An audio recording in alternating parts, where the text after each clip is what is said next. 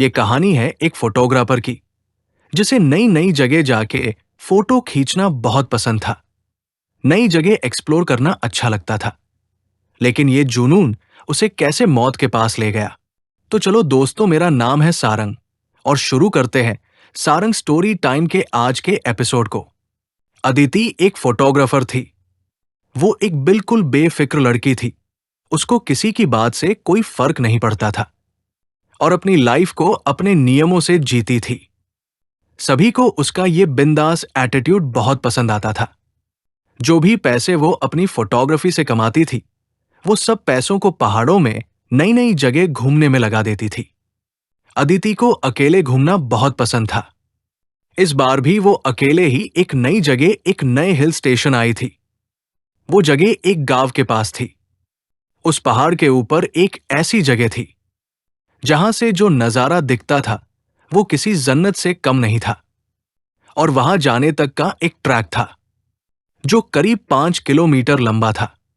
अदिति ने वो नजारा देखने के लिए उसने अपना बैग तैयार किया और अपना कैमरा उठाया और वो उस ट्रैक पर चली गई।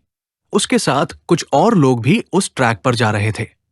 अदिति बस ऊपर के व्यू के बारे में सोचती हुई, खुद को मोटिवेट करती बस ऊपर चढ़े जा रही थी।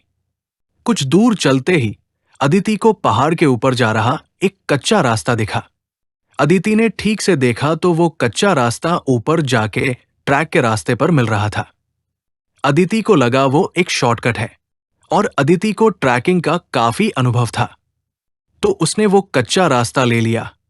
उस कच्चे रास्ते पर चलते हुए करीब आधा घंटा हो गया था। अब तक उसे ट्रैक वाले रास्ते पर पहुंच जाना चाहिए था, पर वो तो पहाड़ के किसी घने जंगल में आ चुकी थी। अदिति ने जब वापस मुड़कर देखा तो उसे वापस जाने का रास्ता भी नहीं समझ आ रहा था। वो रास्ता भटक चुकी थी। उसके फोन में नेटवर्क भी नहीं आ रहा था। अब अदिति थोड़ा परेशान होने लगी थी। अपनी किस्मत को कोसती हुई अदिति अब सही रास्ता खोजने लगी। भूख के मारे उसकी जान निकले जा रही थी कि तभी उसके सामने कुछ ऐसा आया जिसे देखकर उसे अपनी आंखों पे यकीन ही नहीं हो रहा था। उस वीराने के बीच एक बहुत ही सुंदर कैफे बना था और उसी कैफे से एक पक्की सड़क भी मिली थी। अदिति की खुशी का कोई ठिकाना नहीं था। वो जल्दी दौड़कर उस कैफे की तरफ गई और अंदर चली गई। कैफे जितना बाहर से सुंदर था, उससे कहीं ज्यादा सुंदर अंदर से था। अंदर बहुत ही अच्छी डेकोरेशन थी और कुछ लड़के लड़की वहां बैठकर हंस खेल रहे थे। वो कैफे परफेक्ट था। अदिति सब कुछ भूल गई थी। फटाफट से एक टेबल पर बैठ गई थी और तभी एक वेटर आया। उस वेटर ने जैसे ही मेन्यू कार्ड टेबल पर रखा, अदिति की नजर उसकी कलाई पर पड़ी। उसकी कलाई पर जलने का निशान था। जब तक अदिति उस घाव को ठीक से देख पाती, उस वेटर ने उस घाव को ढक लिया।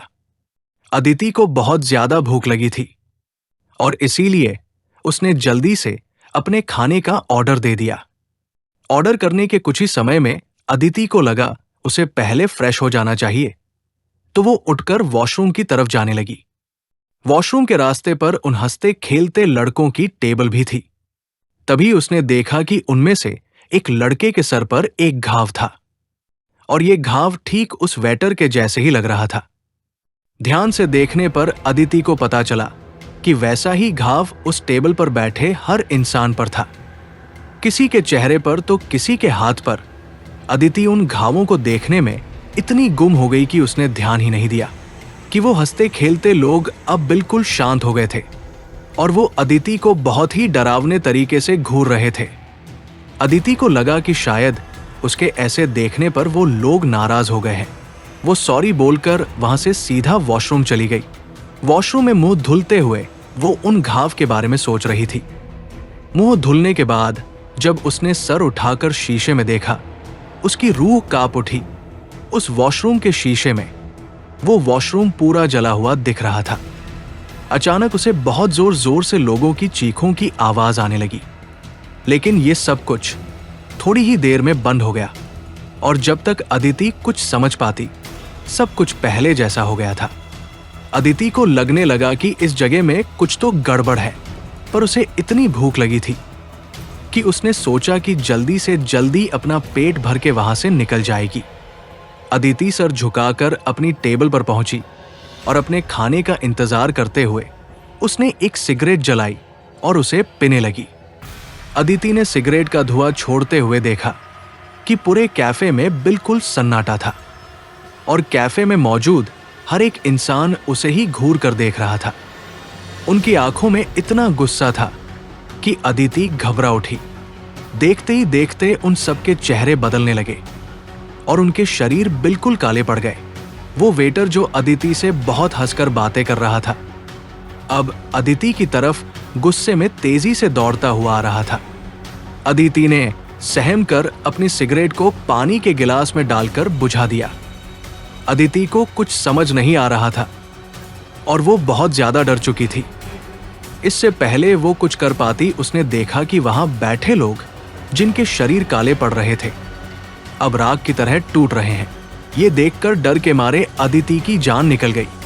वो अपना सामान उठाकर जैसे तैसे उस कैफे से बाहर भागी और जब उसने वहां से निकलकर पीछे मुड़कर देखा तो उसे वो खूबसूरत कैफे नहीं, एक पुरानी जली हुई बिल्डिंग दिखी।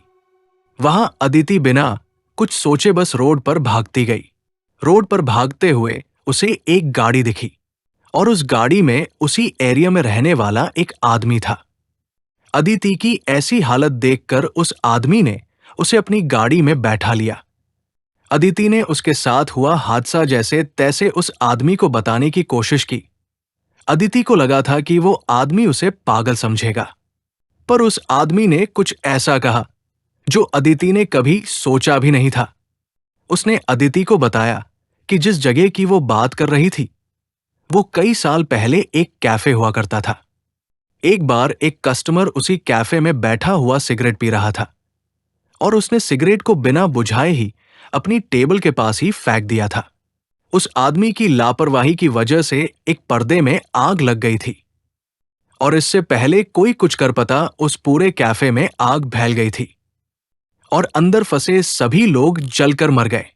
अदिति ये सब सुनकर हकी बक्की रह गई।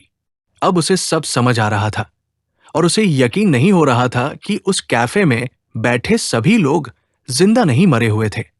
उस आदमी की बात सुनकर अदिति सोच रही थी कि वो बाल बाल बच गई, लेकिन अदिति को ये नहीं पता था कि उसके बगल में बैठे इंसान की गर्दन पर भी वैसा ही जले हुए का निशान था।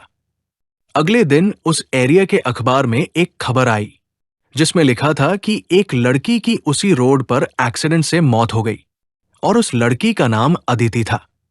अगर यहां तक आप हमारे साथ हैं तो ये वीडियो आपको कैसी लगी ये आप कमेंट्स में जरूर लिख के भेजें। इस चैनल पर हम इसी तरह की और खौफनाक वीडियो लाते रहेंगे, इसीलिए सपोर्ट करें, वीडियो को लाइक करें, शेयर करें। चैनल पर नए हो तो सब्सक्राइब करें, साथ ही बेल आइकॉन को प्रेस करके ऑल के ऑप्शन को सिलेक्ट करना न भूलें ताकि वीडियो की नोटिफिकेशन आपको सबसे पहले मिले। तो फिर मिलते हैं किसी और वीडियो में। जय हिंद।